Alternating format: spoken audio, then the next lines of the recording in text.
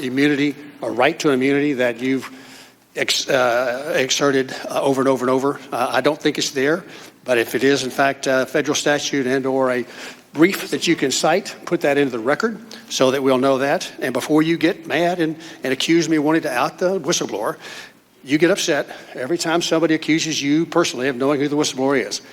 I get upset every time you, anonymity. Every time you accuse me of simply, because I want to know the whistleblower and we want to know what's going on, that we want to out that interviewer. That's unfair for you to make that accusation, and I get just as mad. This is about leveling the playing field between our two teams. Your team knows a whistleblower. They have intimate knowledge of who he or she is. The ICIG even mentioned indicia of biases. Your team fully understands that. Our team should fully understand that. It's simply leveling the playing field. And I know that you've overrun my request for a closed-door subpoena. I understand that. But I do think that it's important that you put into the record the basis on which you continue to assert this absolute right to anonymity. Excuse me, I misspoke earlier. Anonymity by the whistleblower.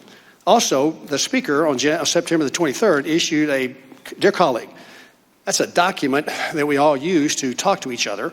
It went to 434 other members of Congress. It was intended to be the truth. It was intended to be straightforward.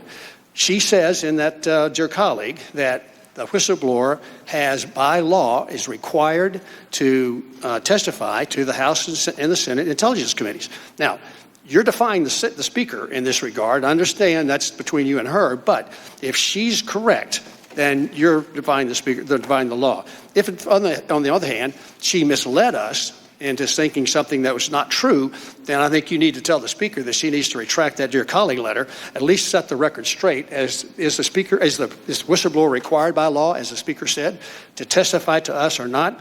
And what is this absolute right to anonymity that you question? With that, I yield back. Time of the gentleman has expired. I'd be happy to enter into the record the whistleblower statute that allows whistleblower to remain anonymous, as well as Ranking Member Nunes' prior comments talking about the importance of anonymity for whistleblowers. And with that, I recognize Ms. Sewell. Thank you, Mr. Chairman. Ambassador Volker, it seems by early July, it's become pretty clear that Mr. Giuliani has become a major problem for the U.S.-Ukraine